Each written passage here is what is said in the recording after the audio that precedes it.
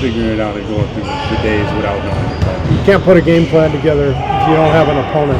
You have to decide. So when you don't have the opponent, you're going through your own rituals, and as soon as you have the opponent, now you have individual player tendencies. You have team actions that they run that you're going to have to deal with, trends, all those things that go into a playoff series. What's that? Hasn't been decided yet. Not with the team. If he did anything on the court, it would have been pretty light. I know he's been out, kind of shooting some shots, but it's. I haven't talked to Rick today, so I'm not exactly sure what he's done today. What kind of progress is DeMarcus making with scrimmages? DeMarcus is making good progress. The timing of this whole thing is so tricky because he misses 2 months. It always takes big guys longer to find their rhythm. The speed of the game is so fast. If this were the regular season, this would be simple. Put him back in the starting lineup and give him his minutes and let him work his way back in, find his rhythm, and it'd be an easy one. But we're going into game one of the finals, so he's scrimmaged twice. He's working on his conditioning. The good news is his body feels good, his quad feels good, but he's working his way back into shape and into rhythm. So this is not a simple dynamic for him, and I feel bad for him. This is one of the reasons he came to this team, was to play in the playoffs and hopefully go to the finals. And here we are, and he's just coming back with game one just a few days away. It's not an easy position to be in. Is this conditioning levels for game one, or is there more to it than that? Oh, there's all kinds of factors. How's his conditioning, but also what do the matchups look like? What are we trying to accomplish? So we'll continue to assess all that over the coming days, and we'll decide what we're going to do. But obviously by Thursday night. Is it almost it's going to sound funny, but almost too much to ask of him to ramp it up to that high of a level for the finals after being off this much time and coming back from this type of injury? I mean, he obviously wants to play and you want him to play, but it's a lot to ask. It's a lot to ask. Yep. So, as I said, that's what he's dealing with, and we're trying to help him along through the process, and we'll see where it all goes. Do you expect Rick to give you some parameters? Not that yet. We'll get there. We still have a few days till the first game, and we'll figure it out. Would it be fair to call him possible, or what's that? To call him what? Questionable, possible? Yeah, I think questionable is probably the. KD's not playing game one. I think we already announced that, and we'll see where it goes from here. This is where, the fact that there's a lot of days in between games during the finals helps us. So we'll see. What's your impression on how Kawhi Leonard has improved as an offensive player in recent years? He was already pretty damn good. Finals MVP in 14, I think. So he had become a full-fledged superstar 5 years ago. So he's been a great player for a long time. He's clearly one of the very best players in the NBA, and he's playing at an incredibly high level now. Steve, how bizarre is it right now obviously, in the past 4 years, this stage of the playoffs has been with the Cavs. How different is it for you guys as a coaching staff to prepare for a team other than the Cavs? Well, it's different. On the other hand, that was the exception. This is more the rule. When you play, you go deep in the finals or into the playoffs and into the finals. You're not supposed to play the same team every year.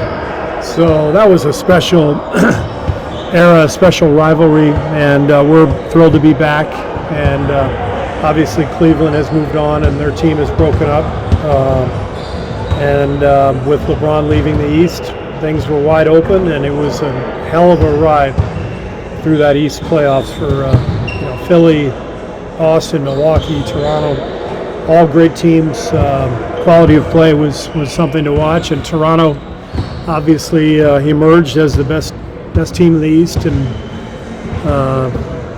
well deserved. The scene the other night was amazing to watch too. The fans in Toronto have been amazing over the years. I've compared that arena to Oracle many times. When I was in broadcasting, both the Raptors and the Warriors were really bad, and yet every time I went to either arena, there was this organic energy that felt so much alike, so similar. And there's just a genuine love for the game in both regions, and so I think it's fitting that you're getting a final series in two hotbeds of basketball. Toronto is generating a lot of young talent, a lot of great young players. The game in Canada is growing by leaps and bounds, so it's great for the game.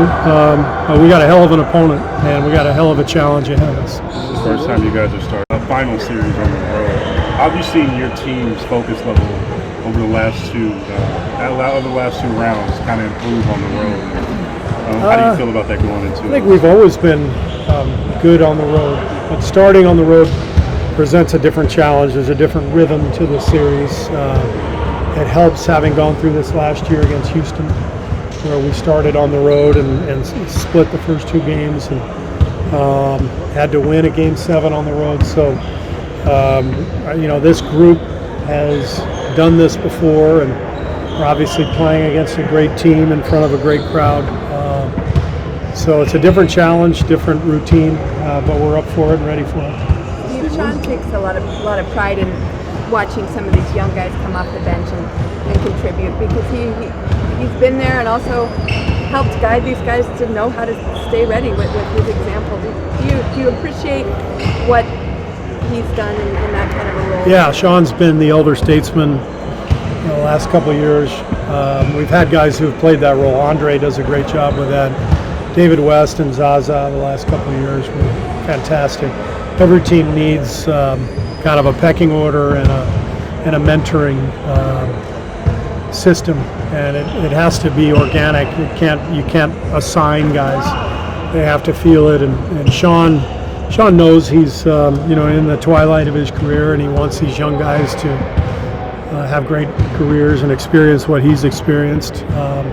So he's been fantastic both on and off the court for us all year. What is it about Steph? If you're not to really be fans of the idea that he has enough even with obviously having good performances? Steph's just unselfish and all about the team, and I'm sure he'd love to win Finals MVP, but he's much more about the team than he is about the individual. He's proven that over and over again, and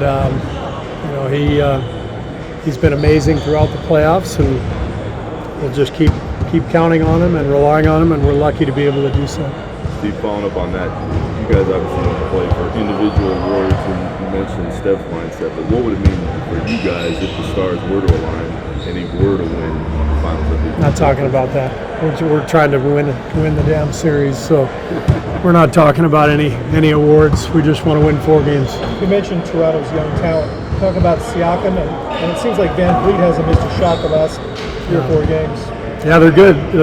Siakam looks like a young Draymond to me. The way he plays the all-around game, two-way player, big guy who can handle the ball in transition, good passer, can make threes.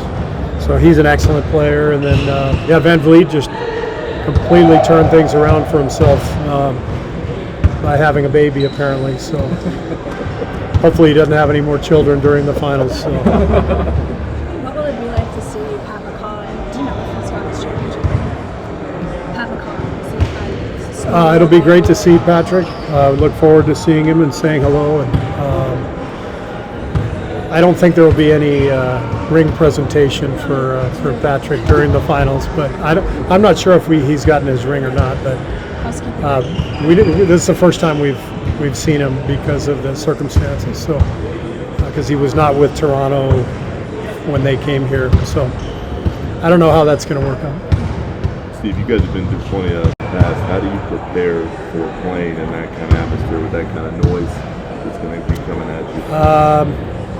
There's no need to do anything extra. You know, it's not like football where you blast the music or blast the crowd noise. It's, you know, basketball is a game played with a lot of noise on the road, especially at a high level. So our guys are used to it. We got a lot of hand signals for our play calls, for our defensive coverages, all that kind of stuff. So not too worried about that.